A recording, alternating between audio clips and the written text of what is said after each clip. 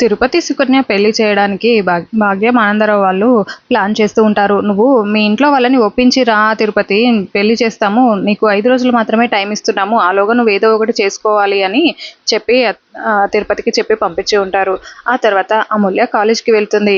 మళ్ళీ విశ్వక్ వచ్చి అమూల్యతో మాట్లాడడానికి అక్కడ వెయిట్ చేస్తూ ఉంటాడు. అమూల్య ఫ్రెండ్స్తో మాట్లాడుకుంటూ వచ్చి విశ్వక్ని చూసి అక్కడ ఆగిపోతుంది. ఇంకా ఫ్రెండ్స్ సరే బాయ్ అమూల్య అని అక్కడ నుంచి వెళ్ళిపోతారు.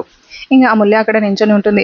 అమూల్య ప్లీజ్ అమూల్య నీతో మాట్లాడాలి అని అంటూ ఉంటే, నిన్న చెప్పాను కదా మా అన్న కూడా కొట్టాడు కదరా, నీకైనా బుద్ధి రాలేదా, నిన్ను అనవసరంగా నేను కేసు రిటర్న్ తీసుకున్నాను, నీకైనా కూడా బుద్ధి రాలేదు చూడు, నన్ను నన్ను చెప్పుతో కొట్టుకోవాలి అని అమూల్య అంటూ ఉంటే, ప్లీజ్ అమూల్య అర్థం చేసుకో అమూల్య, నేను ఎంతలా బ్రతిమలాడుతున్నాను, నువ్వు ఎందుకు ఇలా చేస్తున్నావు, నేను మారిపోయాను అని చెప్తున్నా కూడా నీకెందుకు అర్థం కావట్లేదు అని విశ్వ అంటూ ఉంటాడు. నువ్వు మారిపోవడం ఏంట్రా అని అమూల్య చాలా కోపంగా అంటూ ఉంటే, నువ్వు ఒకసారి ఆలోచించు అమూల్య, పాత విశ్వానైతే మా నాన్నని ఎవరైనా ఏమన్నా అంటే నేను ఊరుకునేవాడినా, ఆ రోజు మీ ఇంట్లో మా నాన్నని ఎంత అవమానించినా, మీ ధీరజ్ అన్నయ్య మా నాన్నని నెట్టేసినా కూడా నేను సర్ది చెప్పడానికి ట్రై చేశానే కానీ గొడవ పెద్దగా అవ్వకుండా చూశాను, కానీ నేను ఎవరితో గొడవ పెట్టుకోలేదు కదా, లేదంటే నేను పాత విశ్వక్నే అయ్యుంటే ఆ రోజు రక్తపాతాలే జరిగుండేవి అని విశ్వ చెప్తూ ఉంటాడు.